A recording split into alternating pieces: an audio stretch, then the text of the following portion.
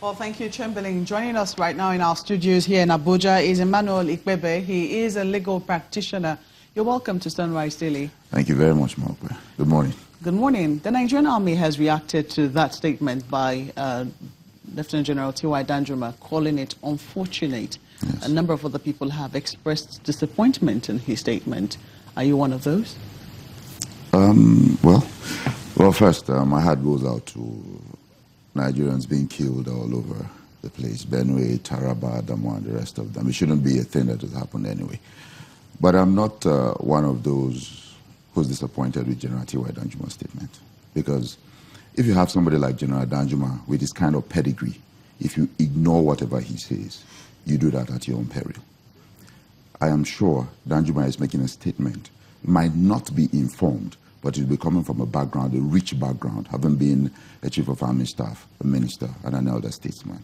He knows exactly what he's saying. There are a lot of conspiracy theory going on with the killings, the headsmen killing. How do they get to move? Who arms them? Where do they get these arms? So if General Danjuma is coming out now and saying that the military is colluding with them, then somebody needs to look into that statement rather than bash him. You say that the statement might not be informed.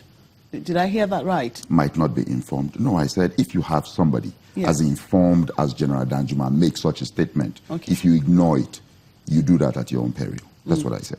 Well, how do you think that this helps, you know, the relationship? And in some instances, these relationships are quite tense between people of the military and the civilian population. Do you think that this statement should have been made out in the open? Because some people say that if he had any doubts and challenges as to how, you know, the military was handling things, especially within communities and in this current ongoing farmers-herders conflict, that he had sources, he had channels to the powers that be to be able to, you know, ask his questions. What if he made those statements out of frustration? What if he had tried reaching the powers that be?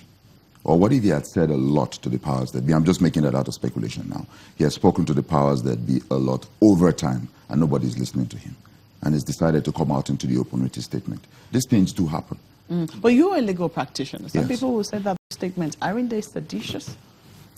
Well, it's neither here nor there. You know, if you want to put an issue into sedition, then as a time you want to take it into the realm of law, then Danjuma might have to come out with his proof. You understand? That is where, because you have to prove that they are seditious. Yes, on the face value they might be, but then he had to come out with his proofs. Mr. Ikpebe, we know that, you know, of course it's still speculative at this point whether or not General Danjuma has actually made any attempts at all to speak to the Buhari administration about this. But I want to ask you about what we do know, which is, of course, the content of those comments. Some people have looked at it and said, well, look, maybe what he said is informed. Maybe it is that he does have some information from inside, since he is someone who would still have tentacles within the Nigerian Armed Services. But then the question is there a lack of precision in terms of who he was targeting with his statement? Because can you paint a broad brush over the entire Nigerian military that they're colluding with terrorists, as opposed to saying there might be a few rotten apples in the bunch? What are your thoughts about that? Yeah, it might be an issue of a few rotten apples in the bunch, or even the whole military, because the military does not just stand on just it's a chain of command. And so when it starts from the top, it trickles down to the bottom.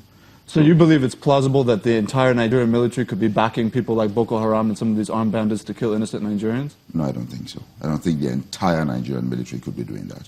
It could be a command post. It could be the issue of the issue of inaction that is happening in the Nigerian military most times. The issue of inaction in the Nigerian military, commands not being properly taken or commands not being properly given. That is one of the issues we face in the Nigerian military, just like the whole Nigerian system.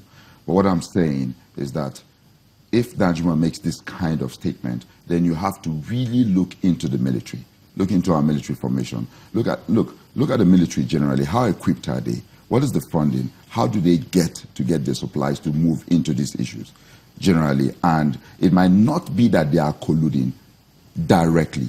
Colluding with them might mean that they don't even have the wherewithal to go against these headsmen. That should be part of it.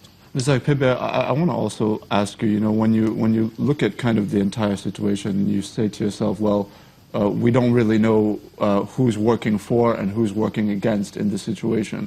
What are your thoughts on, you know, this notion that there could be kind of these sleeper cells within the military who are offering material support to terrorists. For example, we know that in the past, Boko Haram has slaughtered innocent civilians in military fatigues. Yeah. Somebody must have given them the fatigue, somebody must have given them the weapons in some cases.